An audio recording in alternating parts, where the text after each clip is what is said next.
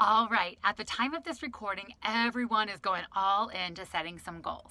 It is a new year and people are making plans to get rid of the COVID-19, and by that, I mean some weight.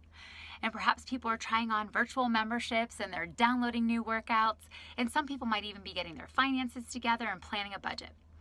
So I'm all for goal setting. So you might be wondering, why on earth did she say SMART goals are stupid? Now, first of all, I'm a former nerdy English teacher, so there's a part of that that is really funny to me because it's an oxymoron of smart and stupid all in the same sentence. Now, I also want to share that I think that SMART goals are great, but they're not for the long term. Now, let me explain. Years ago, when I lived in Cleveland, I volunteered at the Juvenile Justice Center. It is the largest one in the Midwest, and I worked with the girls there. And I would go in 2 to 3 days a week, and I would work on the girls on goal setting and vision setting, and I would always tell them, I really don't ever want to see you again. Well, at least not in here, because my goal was to help them get out and stay out, right? And to have the plans and have the tools for what they knew when they got released, that they were never going to come back in here. So I would see some of the girls, and thankfully I never saw some of them ever again. But I would oftentimes work out with them too, because they're sitting literally inside of this, inside of this room in this facility for hours on end. And I would say, you need to move your body, you need to get moving. And some of the girls would give me a little bit of resistance, and they would say, Miss Frannie, I don't want to work out. I don't want to get skinny. And I would say, well, we don't work out just to get skinny, we work out to be healthy. And it really started me thinking, I'm a fitness instructor as well. And I started changing the way that I even talk to the clients and the members in my classes. And I would say, all right, everybody, you are not going to look any differently at the end of this, but you're going to feel differently at the end of this. Now, of course, people would be sweatier and they would, of course, be more fatigued. However, nobody ever left saying, oh, I regretted coming today. Nobody ever regretted it. So I want you to think about that. And as you think long term about your goal, perhaps your goal is to lose weight, but ultimately, what is losing weight affording you, right? What is the actual transformation that you're hoping to achieve? You want better health, right? You want to be able to live longer. You want to be able to go on these trips and not be inhibited from, walking up the mountain or from exploring the city or the ruins.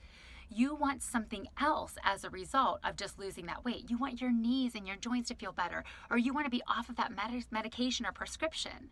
There's something that's bigger waiting on the other end. So the SMART goal is great, but it's not going to get you that full transformation. It's one of the steps that will lead you to that. So let's think about this in terms of your finances. Perhaps you say, okay, I really want to get out of debt and I want to pay off that credit card. Well, that's great, but what does getting out of debt actually afford you? Perhaps it gives you an opportunity to leave a legacy or a bigger legacy for your family and your children. Perhaps it gives you an opportunity to be a better steward of your resources by giving. And maybe you're going to be able to help that single mom provide for her groceries or even something bigger like paying off her mortgage.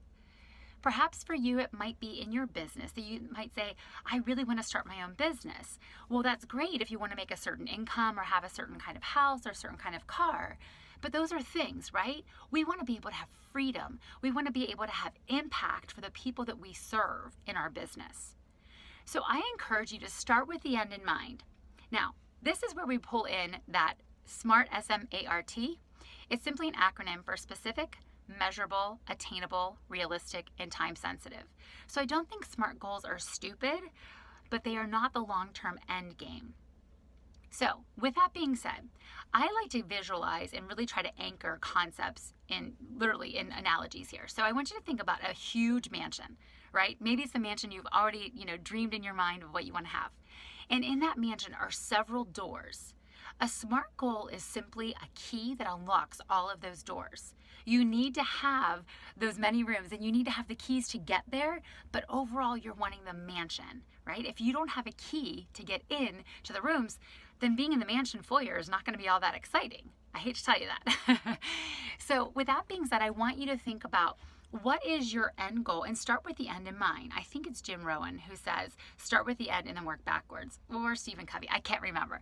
But one of them says, start with the end in mind. And I always tell people that I'm working with to start at the very end. So, if you're planning a wedding, you set the date, and then you work backwards and you get the flowers and the cake and the dress and all of the good things there. If you're planning a marathon, you start with the end, and then you work out your training schedule and your rest days and all of those things that come along with it.